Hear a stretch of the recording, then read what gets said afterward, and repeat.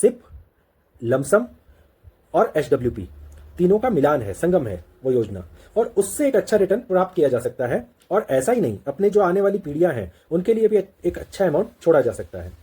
SIP का मतलब है सिस्टमैटिक इन्वेस्टमेंट प्लान। जब हम फाइनेंशियल फ्रीडम पाने के लिए या किसी लक्ष्य की प्राप्ति के लिए, मान लीजिए किसी को बाइक लेनी है, मान लीजिए किसी को शादी के लिए पैसा जमा करना है, मान लीजिए किसी को बेटी की शादी के लिए पैसा जमा करना है, या फिर मान लीजिए किसी को और एजुकेशन के लिए या फॉरेन टूर के लिए पैसा जमा करना है, तो वो एक निश्चित लक्ष्य को लेकर के एक सिप करना चालू करेगा निश्चित अमाउंट की, कि इतने सालों के बाद मुझे इतने पैसों की जरूरत होगी, मैं इन पैसों का इन्वेस्टमेंट जमा करके एक बड़े फंड का निर्माण करूंगा और वो फंड उतने साल बाद मेरे उस काम आएगा। ये पैसा किसी के लिए 5 लाख भी बहुत बड़ा हो सकता है, 10 लाख भी बहुत बड़ा हो सकता है, और किसी के लिए 50 लाख या 1 करोड़ भी बहुत छोटा हो सकता है। तो मैंने उसे समझाया कि अगले 6 सालों के लिए हर महीने उसे 1,000 रुपए इन्वेस्ट करने हैं बताए हुए म्यूचुअल फंड में। तो आपको 15% का रिटर्न मिला। आपने टोटल अमाउंट इन्वेस्ट किया 72,000 रुपीज, और 6 साल के बाद आपके फाइनल कॉर्पस की वैल्यू होती है 1,17,120 रुपीज। 120। तो 15% के ऊपर आपने अगले 33 सालों के लिए 1,17,000 का अमाउंट, 1,17,000 का अमाउंट इन्वेस्ट किया। तो दोस्तों, आप क्या सोचते हैं कि वो अमाउंट कितना बन चुका होगा? 1,17,81,880, यानी कि 1,17,81,880 रुपीज। तो 60 साल की उम्र से आपने पैसा निकालना चालू किया 1,17,81,000 रुपए की रकम से। अगले 20 सालों के लिए आप निकालेंगे, आप निकाल चुके होंगे अगले 20 साल के अंदर 2,40,00,000 रुपए। Can you believe? और एक बात, अब उस मूलधन का क्या हुआ जो आपने जमा किया था, जो आपने केवल 1 लाख रुपए इन्वेस्ट करके बचाया था? तो वो मूलधन बन चुका है अब 4,07,86,553 रुपए। नमस्कार साथियों, मेरा नाम गौरव है। केवल व्हाट्सएप और फेसबुक पे ही नहीं, अपितु जो मिलने वाले लोग हैं, जो साथ में कर्मचारी काम करते हैं या ऐसी और किसी छोटी जगह पे काम करते हैं, तो वो अक्सर मुझसे पूछा करते हैं कि सर, हमारे लिए कोई योजना नहीं है क्या? क्या हम फाइनेंशियली फ्री नहीं होंगे, या फिर हमें वो पेंशन का जुगाड़ नहीं मिलेगा जो सरकारी कर्मचारियों को मिलता है या उनके बच्चियों को अच्छी सुविधा मिलती है? क्या हमारे लिए ऐसा कुछ भी नहीं हो सकता? और वो भी छोटी बचत में। हम ज़्यादा इन्वेस्ट नहीं कर सकते, ज़्यादा निवेश नहीं कर सकते, ज़्यादा बचा नहीं सकते, क्योंकि हमें सैलरी इतनी मिलती है, हमारे घर के खर्चे ही इतने होते हैं कि उसमें हम क्या बचाएं और क्या खाएं, और महंगाई दिन रात इतनी बढ़ती जा रही है। तो दोस्तों, मैंने इस बारे में काफ़ी सोचा, और फिर कुछ निष्कर्ष निकाल करके एक स्कीम के तौर पे आप कह सकते हैं, या फिर एक योजना के तौर पे आप कह सकते हैं, जो सिप, लमसम और एचडब्ल्यूपी तीनों का मिलान है, संगम है वो योजना, और उससे एक अच्छा रिटर्न प्राप्त किया जा सकता है। और ऐसा ही नहीं, अपने जो आने वाली पीढ़ियां हैं उनके लिए भी एक अच्छा अमाउंट छोड़ा जा सकता है। तो सबसे पहले तो आपके मन में सवाल आया होगा कि सिप, ये तो थोड़ा थोड़ा आजकल सुनने में आ रहा है, मगर लमसम और एचडब्ल्यूपी क्या है? तो आपके लिए बता दूं, सिप का मतलब है सिस्टमैटिक इन्वेस्टमेंट प्लान। जब हम फाइनेंशियल फ्रीडम पाने के लिए या किसी लक्ष्य की प्राप्ति के लिए, मान लीजिए किसी को बाइक लेनी है, मान लीजिए किसी को शादी के लिए पैसा जमा करना है, मान लीजिए किसी को बेटी की शादी के लिए पैसा जमा करना है, या फिर मान लीजिए किसी को और एजुकेशन के लिए या फॉरेन टूर के लिए पैसा जमा करना है, तो वो एक निश्चित लक्ष्य को लेकर के एक सिप करना चालू करेगा निश्चित अमाउंट की, कि इतने सालों के बाद मुझे इतने पैसों की जरूरत होगी, मैं इन पैसों का इन्वेस्टमेंट जमा करके एक बड़े फंड का निर्माण करूंगा, और वो फंड उतने साल बाद मेरे उस काम आएगा। तो ये तो हो गया सिप, जो थोड़े थोड़े अमाउंट से की जा सकती है, या अपनी हैसियत के हिसाब से बड़े अमाउंट से भी की जा सकती है। दूसरा है लमसम। मान लीजिए कि आपके पास कहीं से आप रिटायर हुए, या फिर आपने कोई मकान बेचा, या फिर कोई गांव में आपने प्रॉपर्टी बेची, और उसका पैसा एकमुश्त आपको मिला। ये पैसा किसी के लिए 5 लाख भी बहुत बड़ा हो सकता है, 10 लाख भी बहुत बड़ा हो सकता है, और किसी के लिए 50 लाख या 1 करोड़ भी बहुत छोटा हो सकता है। तो ये अपनी अपनी कैपेसिटी, अपनी अपनी हैसियत के ऊपर निर्भर करता है, इस बारे में कोई कमेंट नहीं है। तो मान लीजिए कि आपको ऐसा कोई पैसा मिला, और आपने ये पैसा एक हाइब्रिड म्यूचुअल फंड में डाल दिया, या फिर किसी ऐसे म्यूचुअल फंड में डाल दिया जिसमें आप 5 साल या 6 साल रुकने का सब्र कर सकते हैं, ताकि उचित रिटर्न आपको मिल सके।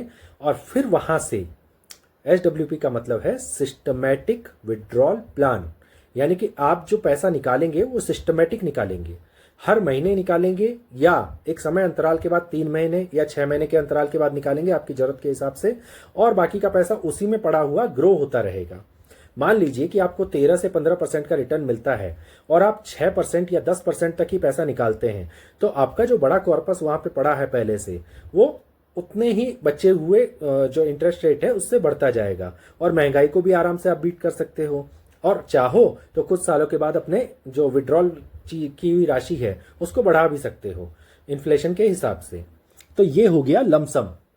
अब मान लीजिए कि किसी ने अपना मकान सेल किया, तो उनको एक अच्छा सा अमाउंट 30-40 लाख रुपए का, 30 लाख रुपए का अपन मान लेते हैं कि मिला। ये राशि 50 लाख भी हो सकती है, जो आपके आजकल आम बात है, प्रॉपर्टी के रेट बढ़े हुए हैं। तो मान लीजिए उनको एक 50 लाख रुपए का अमाउंट मिला। अब अगर वो इन 50 लाख रुपए को एक इक्विटी हाइब्रिड फंड में डाल देते हैं। इक्विटी हाइब्रिड फंड क्या होता है कि आपका पैसा अलग अलग सेक्टर्स में जो निवेशक है, जो मतलब म्यूचुअल फंड कंपनी का एडवाइजर है, वो अपनी समझ के अनुसार इन्वेस्ट करता है और आपको बेस्ट टू बेस्ट फंड देने का प्रयास करता है, बेस्ट टू बेस्ट रिटर्न देने का प्रयास करता है 13 से 15% के हिसाब से।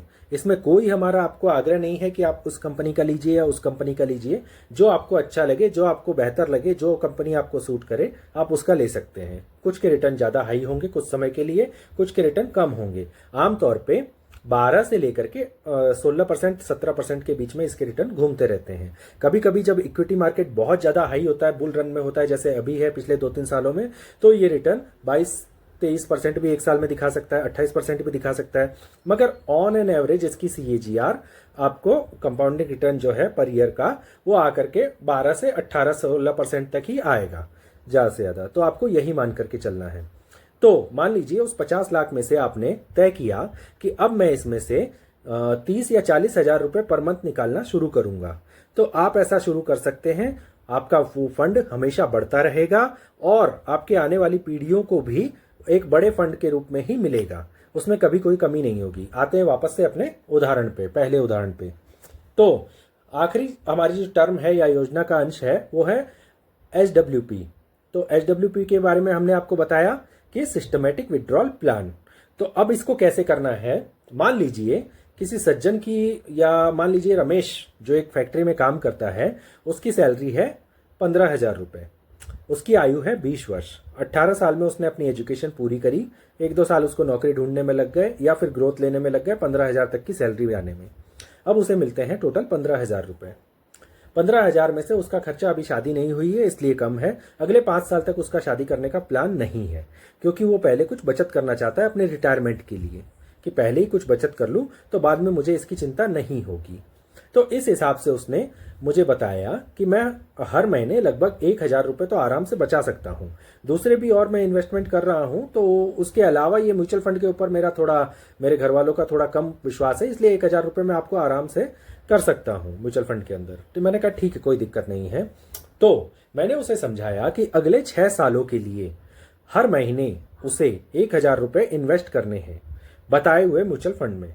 एक स्मॉल कैप हम ले सकते हैं, क्योंकि हमारे पास अगले 30-40 साल पड़े हैं आराम से उसको लंबे समय तक इन्वेस्टेड रहने के लिए, या फिर एक मिड कैप फंड लिया जा सकता है। मिड कैप और स्मॉल कैप के रिटर्न बड़े समय के अंदर अक्सर अच्छे देखे गए हैं, इसमें कोई अतिशयोक्ति नहीं है, ये पुराने रिकॉर्ड्स बताते हैं। आगे आने वाले फ्यूचर को ना मैं प्रेडिक्ट कर सकता हूं ना आप प्रेडिक्ट कर सकते हैं, इसके लिए तो हमें एस्ट्रोलॉजर की मदद लेनी पड़ेगी। तो अब बात आती है कि आपने 1,000 रुपए हर मंथ अगले 6 सालों के लिए इन्वेस्ट किए, तो आपका टोटल अमाउंट इन्वेस्ट हुआ 72,000 रुपए, 72,000 रुपीज। उस पे आपको कुछ इंटरेस्ट भी मिला। हम मान के चलते हैं कि इस दौरान स्मॉल कैप उतना ज्यादा नहीं बढ़ रहे थे और 15% का ही रिटर्न आपको मिला है। देखिए 15% एक वाजिब रिटर्न है जो आपको म्यूचुअल फंड कंपनियां आराम से दे देती हैं। अब आपको अगर 18 मिल गया तो बहुत बेहतर बात है। अगर आपको 13-14 मिला क्योंकि उस दौरान मार्केट डल चल रहा था तो कोई बात नहीं, आपने अच्छा कमाया, बैंक FD से बहुत ज्यादा अच्छा कमाया, ये मान के आपको संतोष करना पड़ेगा। इसमें कोई वो नहीं है, आपको ये एजम्पशन पहले ही लेके चलना पड़ता है कि मुझे हो सकता है कि 1-2% कम मिले, 1-2% ज्यादा मिले। तो आपको 15% का रिटर्न मिला, आपने टोटल अमाउंट इन्वेस्ट किया 72,000 रुपीज, और 6 साल के बाद आपके फाइनल कॉर्पस की वैल्यू होती है 1,17,120 रुपीज। 120 रुपीज को अपन छोड़ देते हैं, तो आपका 1,17,000 रुपीज बनता है। इसके आसपास ही बन सकता है, 15 से 16% का रिटर्न लेने पे आपका 115 भी आएगा, 120 भी आ सकता है। एक्चुअल के अंदर परिणाम इसके आसपास आ सकते हैं। अब आपने क्या किया कि 6 साल आपने लगा दिए 20 साल से लेकर के, अब आपके पास नेक्स्ट 27वें साल में आप पहुंच चुके हैं और आपके पास फंड है 1,17,000 इन्वेस्ट करने के लिए। अब आपने वो उसी फंड में छोड़ दिया या फिर एक हाइब्रिड फंड में निकाल करके डाला। यहां आपको ये बात ध्यान रखनी है कि जब भी आप निकालेंगे तो 1,00,000 रुपए तक की राशि तो आपकी मतलब टैक्स फ्री है, और उसमें आपने जो अमाउंट इन्वेस्ट किया था 72,000 वो भी फ्री है, तो इसके ऊपर टैक्स कोई मामूली बनेगा या बनेगा ही नहीं, तो इसमें कोई वो बड़ी चर्चा करने की जरूरत नहीं है। दूसरी बात, आप अगर इसी फंड में कंटिन्यू रहते हैं तो आपको कोई टैक्स नहीं चुकाना है जब तक कि आप कोई राशि नहीं निकालते हैं। हमेशा ये याद रखिए कि आपने जो राशि बढ़ाई है उसका ऊपर इंटरेस्ट अर्न किया है, उसके ऊपर आपको तब तक कोई अमाउंट नहीं देना होता है टैक्स के रूप में जब तक कि आप उस अमाउंट को निकालते नहीं है या उसमें से कुछ राशि निकालते नहीं है और वो राशि टैक्सेबल अमाउंट के दायरे में नहीं आती है। तो अब आपने अगले 33 सालों के लिए, क्योंकि आपकी उम्र हो गई है 27 साल और अगले 60 साल तक आप कमाने वाले हो, अपनी नौकरी करने वाले हो, अपने परिवार का भरण पोषण करने वाले हो, जैसे भी आपकी जिंदगी चलानी है वैसे चलाने वाले हो, क्योंकि आपने ये पेंशन का इंतजाम किया है, इसलिए हम केवल यहां इसी की बात कर रहे हैं। तो 33 सालों के लिए आपने 1,17,000 1,17,000 का अमाउंट जो है 15% की इंटरेस्ट रेट पे ही हम मान के चलेंगे, इतना ही मिलेगा, आगे ज्यादा नहीं मिलेगा। मिलेगा, मिल सकता है, आपको मिलना भी चाहिए, मगर हम मान के चलते हैं कि एवरेज यही मिलेगा। तो 15% के ऊपर आपने अगले 33 सालों के लिए 1,17,000 का अमाउंट, 1,17,000 का अमाउंट इन्वेस्ट किया। तो दोस्तों, आप क्या सोचते हैं कि वो अमाउंट कितना बन चुका होगा? कोई गैस? अगर आप गैस कर रहे हैं तो कमेंट में लिख करके हमें बताइए। तो दोस्तों, आपने अपना जवाब लिखा, ठीक है। अब मैं आपको सही जवाब बताता हूं। 33 साल बाद ये रकम बन चुकी है 1,17,81,880, यानी कि 1,17,81,880 रुपीज। तो देखा आपने, केवल 1,00,000 रुपीज, 1,17,000 रुपीज आपने इन्वेस्ट किया और उसको टाइम दिया। टाइम देने से 15% के ऊपर वो पैसा ग्रो होकर के 1,17,00,000 रुपीज बन चुका है। अब क्या करेंगे? अब आप HWP का फायदा उठाएंगे। यहां तक तो आपके 2 सिप और लमसम का काम पूरा हो चुका है। अब आप HWP करेंगे। जब आपने 1,17,00,000 रुपीज 81,000 रुपीज से HWP करना चालू किया, आपने बोला कि ठीक है, उस समय के हिसाब से इन्फ्लेशन बढ़ चुकी है, अब मुझे 1,00,000 रुपए महीने से कम में मेरा काम नहीं चलेगा। तो ठीक है, आप 1,00,000 रुपए महीना निकाल लीजिए। अब 1,00,000 रुपए महीना उस टाइम का भी आपके 30-40 हजार रुपए अभी के बराबर होगा, तो ये भी कोई कम रकम तो नहीं है। और 60 साल में आपकी जरूरतें भी कम हो गई हैं, तो ये भी एक अच्छी बात है। और परिवार भी आपके ऊपर उतना निर्भर नहीं है, तो ये भी अच्छी बात है, क्योंकि आपके बेटे पोते भी कमाने लग गए हैं।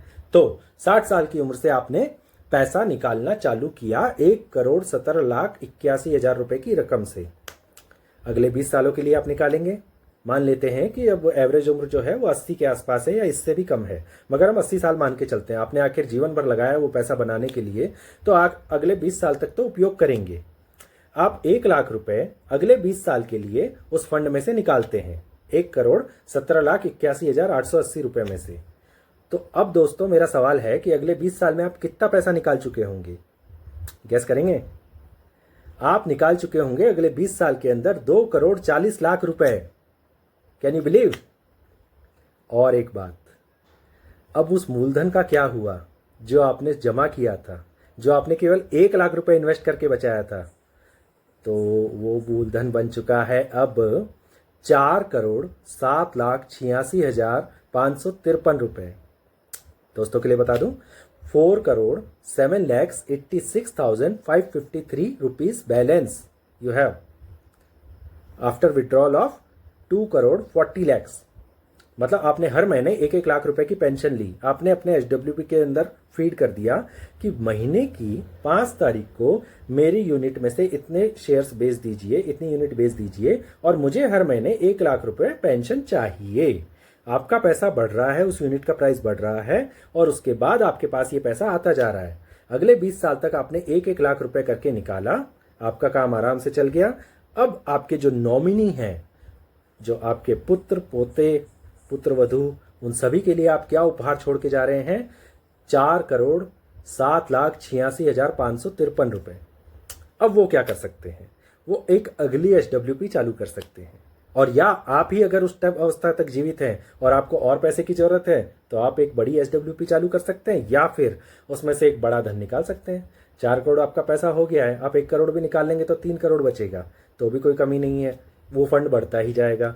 दूसरी चीज, अगर आप चाहें तो अब आप 4 करोड़ में से 2 लाख रुपए, 2.5 लाख रुपए या 3 लाख रुपए भी पेंशन पर मंथ लेना चालू कर सकते हैं। आपका फंड जीवन भर कभी खत्म नहीं होगा, आपके बेटे बेटियों के लिए भी ये पर्याप्त होगा, 2 लाख या 3 लाख रुपए पर मंथ से भी। तो देखा दोस्तों आपने, इस तरह से कम कमाई करने वाला आदमी केवल 5 या 6 साल तक 1,000 रुपए पर मंथ इन्वेस्ट करेगा और 6 साल के बाद वो भी इन्वेस्ट करना छोड़ देगा। लाइफ टाइम नहीं करना है। अगर आप लाइफ टाइम कंटिन्यू करते हैं तो सोचिए कि क्या ही हो सकता है। तो हमें अपनी सोच को तो बिग रखना ही है और इन्वेस्ट ज़्यादा से ज़्यादा करना है। हो सके तो सिप अमाउंट को हर साल 5 या 10% से बढ़ाना है, क्योंकि आपकी सैलरी बढ़ेगी तो अपने खर्चे कभी नहीं बढ़ाने हैं, अपने सिप अमाउंट को बढ़ाना है। ठीक है ना? तो इस तरह से अब जब आपने ये सपना देखा है तो इसे पूरा करना हमारा धर्म है, हमारा लक्ष्य है। हमारे बच्चे बच्चियों तक ये जो अमाउंट है 4 करोड़ का, इसे पहुंचाना हमारा फर्ज बनता है। क्योंकि उम्र के उस पड़ाव में अगर आपके पास कुछ नहीं होगा तो न तो आपकी पूछ होगी और बेटे बेटी और पूछेंगे, पापा आपने हमारे लिए क्या किया? अपने लिए तो छोड़िए, आपने हमारे लिए क्या किया?